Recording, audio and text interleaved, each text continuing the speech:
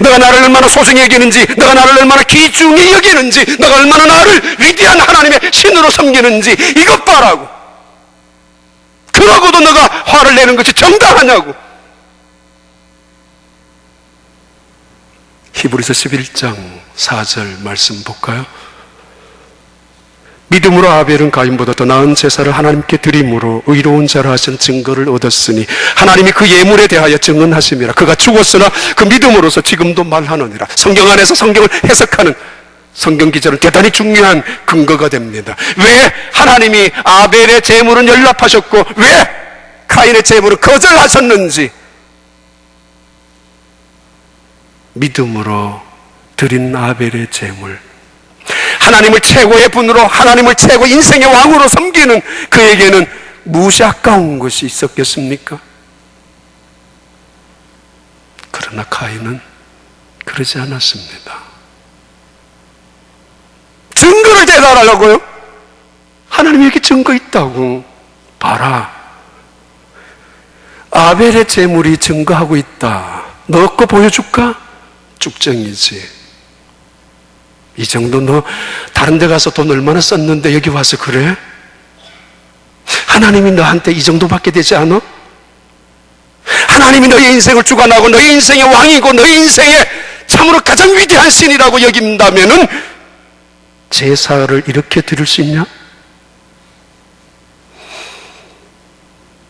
가인은 하나님을 무시하고 있습니다.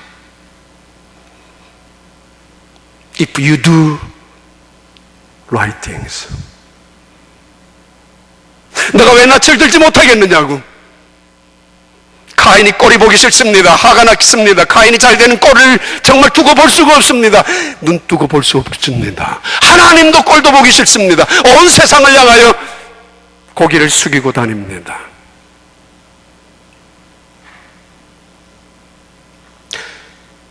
32명을 죽이고 아침 일찍이 가가지고 말이에요. 참 억울한 그 아이들, 학생들 많았을 거예요.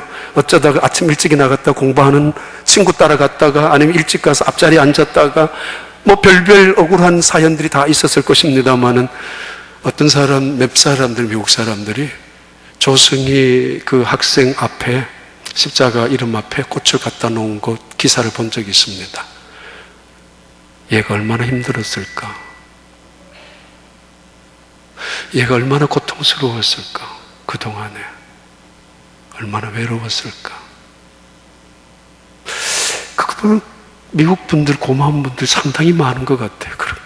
당장이라도 한국 사람들 쫓아내고 싶고 그 학교에 있는 한국 학생들 다 몰아내고 싶을 텐데 죽은 유족들의 심정 같으면 오죽했겠습니까만, 그러나 그것으로 변명할 수 없습니다. 너가 선을 행하면 어찌 낯을 들지 못하겠느냐? 왜 그랬니? 세 번째 질문 계속합니다. 하나님은 아직도 그에게 기회를 주기 위함입니다. 반성하고 뉘우치고 깨닫고 돌아오고 회개하기 위하여 하나님은 다급한 목소리로 계속 질문을 반복하시고 계시고 그를 설득하고 설명하고 그가 무엇이 잘못된지를 깨닫게 해주시는 하나님의 질문이 연속적으로 계속 나옵니다. 그러면서 질책하면서 막다른 골목에 집어넣고 어쩔 수 없이 죽음의 궁지에 빠지게 하기 위함이 아니라 하나님은 테러를 준비하시고 계십니다. 그가 뒤돌아설 수 있는 기회를, 그리고 다른 길을 열어놓으셨습니다. 맘만 먹으면은 감정을 절제 통제하면서 이 저자가 말하고 싶은 그 위험한, 그 죄의 위험한 마지막 중창기에 여긴 그 살인이라는 무서운 자리에 떨어지지 않을, 그리고 죄의 얼마나 심각한 위험성을 계속 경고, 지적해주고 있는 그런 말씀으로 다급하게 지금 전개하고 있습니다. 예배에 대한 것을 언급, 성약하면서까지 말입니다. 세 번째 질문입니다. 다시 한번 띄워봐요. 하나님이 너가 선을 행하면 어찌 낯을 들지 못하겠느냐? 이게 두 번째 질문이고, 세 번째 질문은 선을 행하지 아니하면은 죄가 문에 엎드려 있느니라. 죄가 너를 원하나 너는 죄를 다스릴지니라.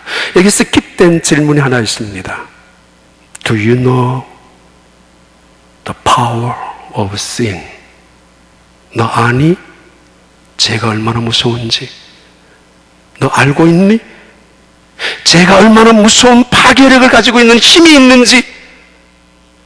처음에는 손짓하죠, 유혹하죠, 친절하게, 나이스하게 아주 기쁨과 만족과 행복과 부여도 줄 수 있는 것 같지만 어느 순간 동아리를 틀고 꽈리를 잡고 그 다음부터는 속박하기 시작하는 것이 무서운 죄라는 것을, 그리고 파괴를 일으키는 것이 죄라는 것을.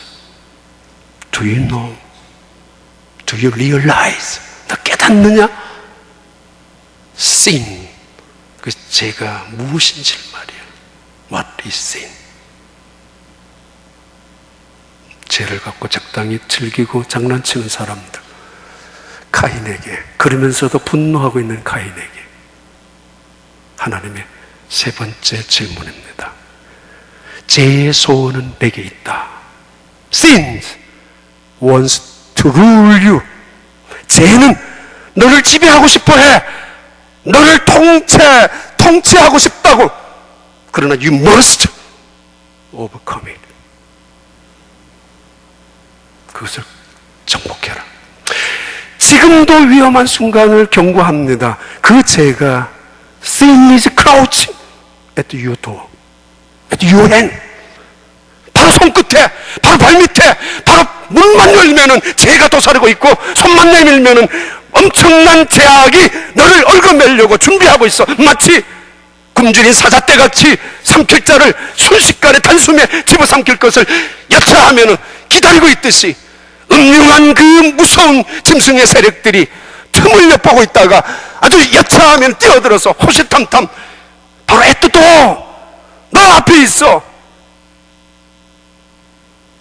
너가 분노하고 있는 순간에, 너가 분노를 경담하고 있는 순간에, 너가 분노를 점점점 발전시키고 나가고 있는 이 순간에 죄는 훨씬 더 점점점 다가와서 너의 인격을, 너의 가정을, 너가 있는 공동체를, 하나의 나라까지도 파괴시키는 것이 될 수 있다라고 그 위험을 말씀합니다. Sin is crouching at your door. 말씀 맺습니다. 참 억울한 사람들 많습니다. 분노합니다. 총을 쏜 사람도 억울한 심정으로 총을 쏘았을 것이지만 총에 맞아 죽은 사람들은 더 억울할 것입니다. 어쩌다가 어떻게 살아왔는데. 이 땅에서 가장 억울한 사람들이 있습니다. 교회는 왔는데 예배는 드리지 않는 사람들, 예배는 드리는데 하나님과는 전혀 관심이 없는 사람들, 하나님 앞에 예배 한번 제대로 드려본 적이 없는 사람들, 마치 카인처럼 하나님을 알면서도 구원받지 못하는 사람들, 바리새인 서기관들이 그랬습니다. 말씀을 알고 말씀을 가르치고 배운 사람들이었지만은, 기도도 하고 봉사도 하고 구제도 한 사람들이었지만은, 그러나 단 한 번도 제대로 된 예배 속에서 주신 하나님의 긍휼과 자비와 하나님의 그 영광을 바라본 적이나 체험해 본 적이 없는 사람들, 그래서 언제나 비난과 비판과 정죄만 갖고 살아갔던 사람들, 그들을 예배의 자였다고, 신실한 하나님의 백성들이었다라고 말하지 않습니다. 참 억울했을 거예요. 평생 성경을 들고 다니면서도 그 성경 속에서 하나님이 우리에게 주시는 은혜를 받아본 적이 없는 사람들, 그 생명의 말씀을 붙잡고 살아가 본 흔적이 없는 사람들, 얼마나 억울했을까요? 자기의 재산 다 팔았습니다. 그리고 예물로, 헌금으로 교회에 드렸습니다. 그런데 죽었습니다. 자식을 위해서 조금 남겨둔 거, 자기의 노후들을 위하여 조금 감추어둔 거, 그것 때문에 말이에요. 어떤 사람은 전혀 돈 있어도 한 푼도 다른 사람 준 적이 없었는데, 아니 집 팔아볼 생각조차 하지 않는 사람들도 있는데, 어찌하여 집 팔고 밥 팔고 몸 팔아서 교회 갖다 바쳤는데 그 아나니와 삽비라가 왜 죽었어 해요? 하나님을 만주리 여겼기 때문입니다. 가장 가장 억울한 사람, 대표적인 사람은 가룟 유다입니다. 예수님이 세상에 오셨습니다. 메시아로 오셨습니다. 하나님의 아들이, 하나님이 오셨습니다. 바로 그의 곁에서 12명의 제자였습니다. 직분자로, 봉사자로 가장 가까이 재정을 맡았던 사람입니다. 근데 그가 자살해버리고 말았습니다. 가장 가까이 예수님의 곁에서 언제나 그분과 함께 같이 다니며 먹고 그분의 말씀을 듣고 그분의 기적을 보았고 능력과 영광을 체험했던 그가 말이에요. 이렇게 억울한 사람이 어디 있어요? 자살해서 창자가 터져서 피 흘리고 죽어 말았습니다. 봉사하면서도 예배드리면서도 하나님 전혀 생각하지 않는 사람들. 네. 그리고 그것이 인정을 받지 못할 때, 알아주지 않을 때, 칭찬이나 박수가 없을 때 표출되는 분노. 왜? 저 사람이 언제 얼마 되는데, 저 사람이 한 일이 뭐 있는데, 아니 저 사람이 왜 벌써, 나는 왜?